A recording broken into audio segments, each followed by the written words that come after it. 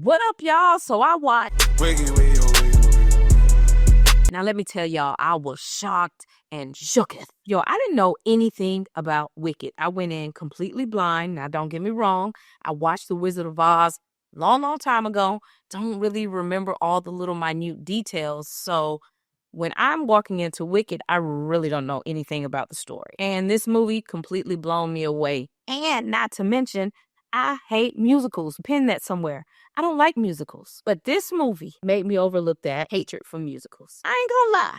I went to support Cynthia because it's so rare that Black women get the chance to be a lead. So I went to root for Cynthia. I left out for Ariana. Like, she was the scene stealer for me. I don't think people realize the role of Glinda for Ariana Grande, because the portrayal of Glinda is very tough in this movie. She has to walk this fine line of ditzy, blonde / rich valley girl without it getting annoying. Ariana Grande threaded that needle so perfectly, because if it was done too overbearingly, it just would have been aggravating. It would have threw the whole movie off. But she did just enough to keep that character kind of leveled out, and I was shocked. Now, Cynthia as Elphaba, instinctively when you are othered, Black, queer, handicapped, a little weird, not popular. I'm not saying that's who Cynthia is and she fits into all those categories. What I'm saying is a lot of people who do fit into those little boxes can fall into the Elphaba character a little bit more easier. So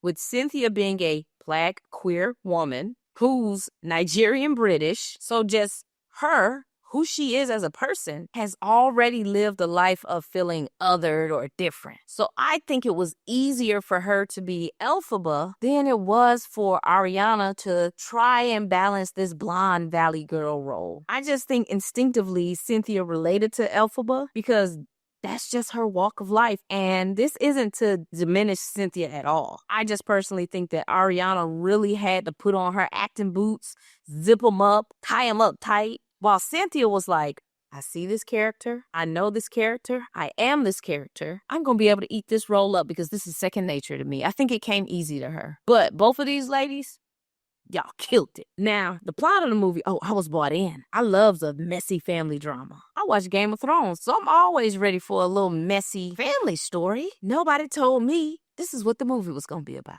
Once again, I didn't know nothing about Wicked, so the movie opened up with infidelity. Elphaba's mama be on that sour apple green Ciroc. No, did he? Y'all did not tell me this is what the story was about. And the husband, he was so embarrassed that the bastard child came out green. He made the wife drink so much milk or another white substance to guarantee that that second child came out either white or light skinned. And then the wife ends up passing away. So I got a question.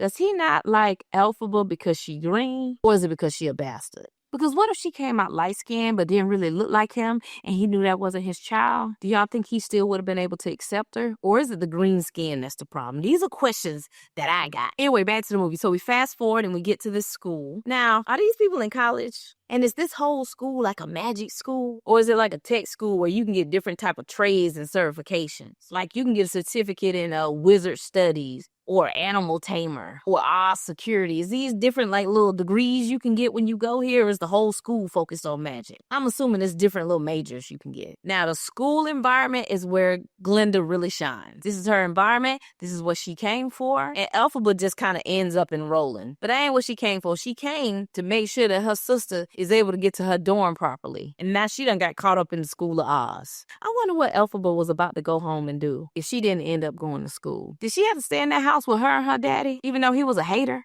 Did she have to go to work? She probably was glad to get out that house with him anyway. All right, so then we meet Madame Morrible, played by my girl Michelle Yeoh. She's been booming these past couple years. Shout out to Aunt Nan. Y'all, they said J-Lo went out for this role. I'm glad she didn't get it. This was meant for Michelle. She always pulls off these mean auntie vibes. I loved Ethan Slater as Bach. Nah, y'all don't fight me, but I wasn't too impressed with Jonathan Bailey as the prince. He was just kind of alright to me. Peter Dinklage never does wrong. Great job as the GOAT. I've never seen him do a bad job in film.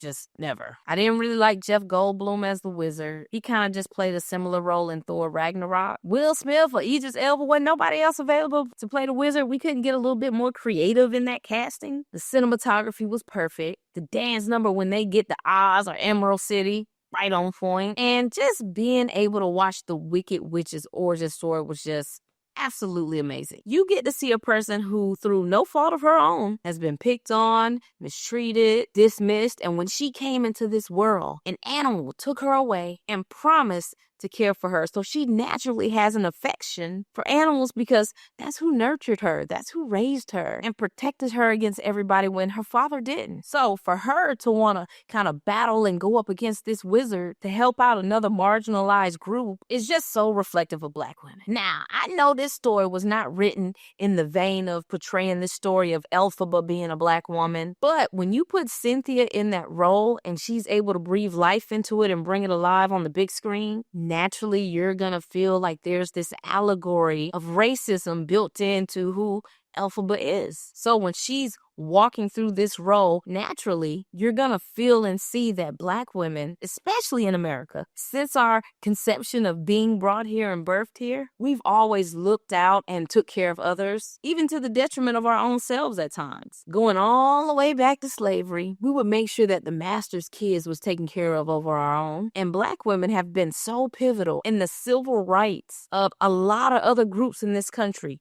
Women, queer people, Black men. We've always kind of been the backbone to a lot of these movements. Speaking of, Tyler Perry is getting ready to drop a film right now within the next couple weeks about the All-Black Woman Brigade, who was in charge of making sure soldiers got their mail during war to single-handedly help keep their morale up. It's those little small things that are cemented in this country and not really heard or recognized for. And this kind of flows right back into the character of Elphaba because she's fighting a bigger fight for something that's larger than her. She could have went to Oz, met with her dad, fully embraced her magic, became the Princess of Oz. Hell, maybe even overthrowing him one day because she's so powerful. She could have really owned and lived in that space and been selfish and just said, hey, I'm going to Oz for me and myself. But she was like, nah, I don't like this plan with what y'all trying to do to people. This is wrong. I know how it feels to be wrong because I have been wrong. So I'm going to stand up and help protect these people. So it's those types of layers that give these villains these great backstories. The director, Jon Chu, he also directed one of my other favorite movies, Crazy Rich Asians. He was able to balance this movie Wicked extremely well. Now, I'm not even gonna lie, the pacing is not the best for me. It definitely feels long, but the direction and the idea he has in his head coming alive in this film was spot on. I'm so ready for Wicked #2.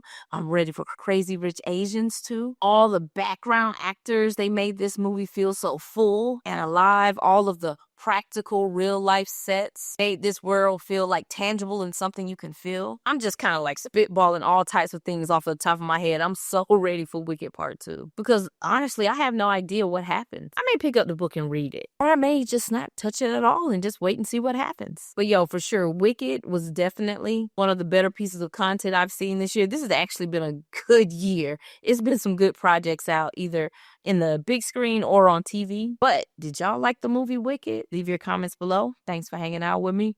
Peace.